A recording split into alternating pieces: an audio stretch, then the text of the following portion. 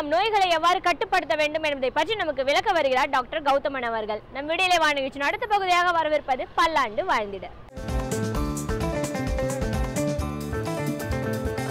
அன்பான கலைஞர் தொலைக்காட்சி நேயர்களுக்கு என்னுடைய இனிமையான காலை வணக்கங்கள். இன்றைக்கி நம்ம பார்க்கக்கூடிய தாவரத்துடைய பெயர் அமிர்தவல்லி அப்படின்னு சொல்லக்கூடிய ஒரு கொடி வகை தாவரம்.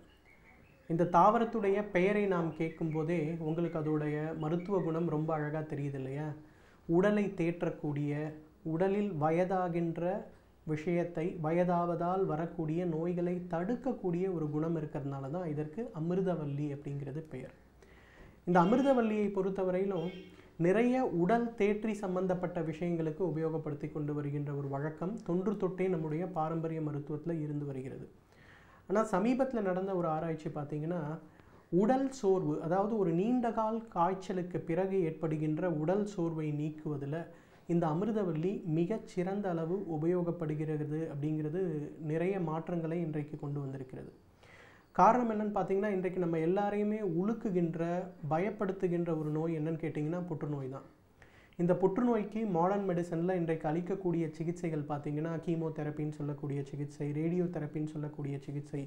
இந்த சிகிச்சையெல்லாம் அந்த நோயை கட்டுப்படுத்த உதவினாலும் கூட அந்த நோய் மீண்டும் வராமல் தடுப்பதற்கோ அல்லது அந்த நோயினால் ஏற்படுகின்ற பக்க விளைவை தடுப்பதற்கோ இன்றைக்கு மாடர்ன் மெடிசனில் அதிகமான ஒரு தீர்வுகள் இல்லை.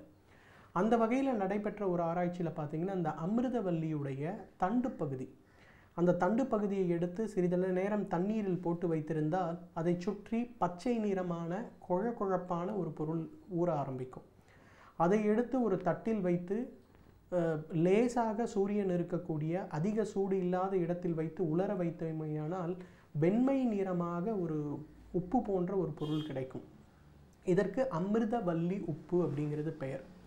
இந்த உப்பை 2 கிராம் அளவுக்கு புற்றுநோயிலிருந்து வெளிவந்தவர்களுக்கோ அல்லது பெரிய அறுவை சிகிச்சை, நம்ம சொல்லக்கூடிய இதய அறுவை சிகிச்சைகள், ஈரல் சம்பந்தப்பட்ட அறுவை சிகிச்சைகள், அதே போல் சிறுநீரக செயல் குறைபாடு நோய் இருப்பவர்கள், ஆட்டோ இம்யூன் டிசீஸ்ன்னு இன்றைக்கி சொல்லக்கூடிய சோரியாசிஸ் சம்பந்தப்பட்ட நோய்கள், அல்லது ருமட்டாய்டு ஆர்த்ரைட்டிஸ்ன்னு சொல்லக்கூடிய நோய்கள், சில வகையான தைராய்டு நோய்கள், இதிலெல்லாம் பார்த்திங்கன்னா ரொம்ப லாங் டைம் மெடிக்கேஷன் நம்ம எடுத்துகிட்டு இருந்தால் கூட அந்த நோயுடைய தன்மை குறையாது. நாளுக்கு நாள் மருந்துகளோட தன்மை மட்டும், தேவை மட்டும் அதிகரித்து கொண்டே இருக்கும். அந்த மாதிரி இருக்கக்கூடிய நோயாளிகளுக்கு இந்த அமிர்தவல்லியிலிருந்து எடுக்கக்கூடிய உப்பை 2 கிராம் அளவுக்கு காலை ஒரு வேளை, மதியம் ஒரு வேளை, இரவு ஒரு வேளை 100 மில்லி தண்ணீருக்கு 2 கிராம் அளவுக்கு அந்த உப்பை கரைத்து சாப்பிட வேண்டும். அந்த மாதிரி சாப்பிடும்போது பார்த்திங்கன்னா ஒரு 3 மாத காலத்திலேயே உடலில் ஒரு வெல்பீயிங்னஸ், அதாவது நம்ம உடல் நன்றாக இருக்கிறது அப்படிங்கிற ஒரு சூழல் ஏற்படுவதை நாம் உணர முடியும். இரத்த பரிசோதனை செய்து பார்க்கும்போது இரத்தத்தில் இருக்கக்கூடிய சிவப்பணுக்களுடைய அளவு, வெள்ளை அணுக்களுடைய அளவு, இரத்தம் உறைய வைக்கக்கூடிய பிளேட்லெட்ஸ்ன்னு சொல்லக்கூடிய அதோடைய அளவு, மற்ற காரணிகள் எல்லாமே சிறிது சிறிதாக சீராகி வருவதை நம்ம பார்க்கலாம். ரொம்ப முக்கியமாக பார்த்திங்கன்னா, கீமோதெரப்பிக்கு பிறகு நிறைய பேருக்கு அவர்கள் சிறுநீர் கழிக்கும்போது அதோடு சேர்ந்து புரோட்டீன் சொல்லக்கூடிய புரதச்சத்து வெளியேறுகின்ற ஒரு சூழல் இருக்கும். அந்த மாதிரி இருப்பவர்களுக்கு கூட இந்த உப்பை தண்ணீரில் கலந்து சாப்பிடும்போது மிக மிக வேகமாக அந்த தேவையற்ற புரோட்டீன் வெளியேறக்கூடிய தன்மை குறைவதை நம்ம பார்க்க முடியும். அந்த அளவுக்கு ஒரு அறுவை சிகிச்சைக்கு பிறகு, உடலை பாதிக்கின்ற பல சிகிச்சைகளுக்கு பிறகு இந்த அமிர்தவல்லி உப்பை ஒரு தினசரி உணவாக எடுத்துக்கொண்டாலே அந்த பக்க விளைவுகளுடைய தாக்கம் குறைவதை நம்ம பார்க்கலாம். இரண்டாவது, இன்றைக்கு எல்லாரையும் பயமுறுத்தி கொண்டிருக்கின்ற இன்னொரு பிரச்சனை என்னென்னா, இன்சுலின் டிபெண்டன்ட் டயபெட்டிஸ் மெல்லிட்டஸ்ன்னு சொல்லுவாங்க. அதாவது டைப் 1 அப்படின்னு சொல்லக்கூடிய நீரிழிவு நோய் அல்லது சர்க்கரை நோய். இந்த நோய் வரும்போது என்ன ஆகுன்னா, நம்ம உடலில் இருக்கக்கூடிய பேங்க்ரியாஸ்ன்னு சொல்லக்கூடிய கணையம் அதிலிருந்து சுரக்கக்கூடிய இன்சுலின் அளவை முழுமையாக நிறுத்திவிட்டது அப்படின்றது ஒரு அர்த்தம். அதனால் நம்ம மாடர்ன் மெடிசனில் என்ன பண்ணுறாங்கன்னா, நேரடியான இன்சுலினை உடலுக்குள் செலுத்துகின்ற ஒரு சிகிச்சையை இன்னைக்கு கொடுக்குறாங்க. ஆனால் அந்த மாதிரி கொடுக்கும்போது கூட நிறைய பேருக்கு ஒரு 5 வருடம் 10 வருடம் ஆன பிறகு பார்த்திங்கன்னா அவர்களுக்கு தேவையான இன்சுலின் அளவு அதிகரித்து கொண்டே இருக்கும். முதலில் 5 யூனிட்டும்பாங்க, அப்புறம் 10, அப்புறம் 20, அப்புறம் 40, சிலருக்கெலாம் ஒரு நாளைக்கு 60 யூனிட் வரையிலும் கூட தேவைப்படுகிறது.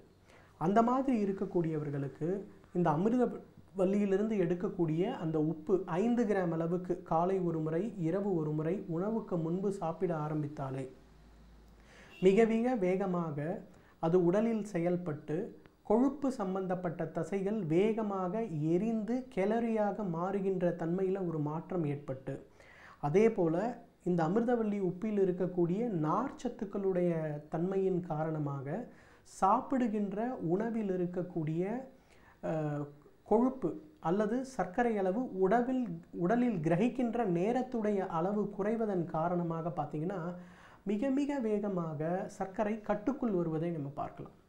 அந்த சர்க்கரையுடைய அளவு கட்டுக்குள் வந்த பிறகு சிறிது சிறிதாக மருத்துவ ஆலோசனையின் பேரில் நம்ம இன்சுலின் அளவை படிப்படியாக குறைக்கின்ற ஒரு வாய்ப்பு நிச்சயமாக இருக்கிறது. ஏன்னா இன்றைக்கு தேசிய ஆயுர்வேத மருத்துவ நிறுவனத்தில் இதை ஒரு முக்கியமான ஆராய்ச்சியாக செய்து கொண்டிருக்கிறார்கள். ஏன்னா இன்றைக்கு பார்த்திங்கன்னா 30 வயதிலேயே நீரிழிவு நோய் நம்மை பாதிக்க ஆரம்பிக்கிறது. அவங்க 45-50 வயது ஏற்படும் போது இன்சுலினுடைய தேவை ஏற்படுகின்ற ஒரு சூழல் ஏற்படுகிறது. அந்த மாதிரி இன்சுலினுடைய தேவை ஏற்படும் போது அதிகமான இன்சுலினை எடுத்துக்கொள்ளாமல் இன்சுலின் எடுக்கின்ற காலத்தை எவ்வாறு மீண்டும் நீட்டி வைக்க முடியும் அப்படிங்கிறதுக்கு இன்றைக்கு இந்த அமிர்தவல்லி உப்பு ஒரு மிகச்சிறந்த மருந்தாக இருக்கிறது. மூன்றாவது, இந்த ருமட்டாய்டு ஆர்த்ரைட்டிஸ் சம்பந்தப்பட்ட நோய்கள். இந்த நோய்கள் வரும்போது பார்த்திங்கன்னா இன்றைக்கு ஸ்டீராய்டு சம்பந்தப்பட்ட மாத்திரைகள் அல்லது இம்யூனோ சப்ரசன்ட் அப்படின்னு சொல்லக்கூடிய, அதாவது நோய் எதிர்ப்பு சக்தியை அழுந்தி வைக்கக்கூடிய சில மாத்திரைகளை இன்றைக்கு உபயோகப்படுத்துகிறோம். அந்த மாத்திரைகளை உபயோகப்படுத்தும் போது நோய் கட்டுக்குள் இருப்பது போல தெரிந்தாலும் கூட அந்த முட்டுகளில் இருக்கின்ற டீஜெனரேஷன், தேய்மானம் சம்பந்தப்பட்ட பிரச்சனைகளோ அல்லது முட்டுகளுடைய இறுக்கம் சம்பந்தப்பட்ட வலி சம்பந்தப்பட்ட விஷயங்களோ அதிகமாக குறைவது கிடையாது.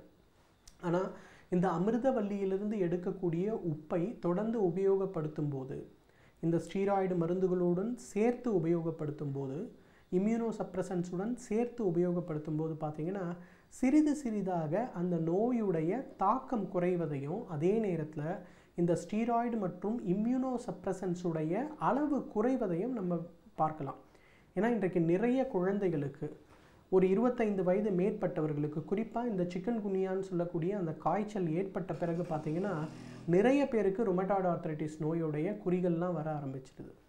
அவங்கெல்லாம் 10 வருடம் 15 வருடம்லாம் மருந்து சாப்பிட வேண்டிய தேவை, அவ்வாறு மருந்து உண்ட பிறகு கூட அவர்களுக்கு இயற்கையான முறையிலேயே அந்த நோய் கட்டுப்படுவதே இல்லை. அந்த நோயை கட்டுப்படுத்துவதற்கு இந்த அமிர்தவல்லியிலிருந்து எடுக்கக்கூடிய அந்த உப்பு ஒரு சிறந்த மருந்து. அந்த உப்பு காலை 5 கிராம் அளவுக்கு வெந்நீருடன், இரவு 5 கிராம் அளவுக்கு வெந்நீருடன் தொடர்ந்து சாப்பிடும்போது அந்த ருமட்டாய்டு ஆர்த்ரைட்டிஸ் நோயுடைய தாக்கம் குறைவதோடு மட்டுமல்லாமல் அதற்காக உண்ணுகின்ற மருந்துகளுடைய அளவை குறைப்பதற்கும் அது நமக்கு உதவி செய்கிறது. இன்றைக்கு நிறைய பேர் பார்த்திங்கன்னா மது அருந்தக்கூடியதை ஒரு தினசரி பழக்கமாக வைத்திருக்கிறார்கள். அதனால் என்ன ஆகுதுன்னா அவர்களுடைய வயிறு மட்டும் எப்போதும் பானை போல வீங்கி இருக்கக்கூடிய ஒரு வழக்கம் இருக்கிறது.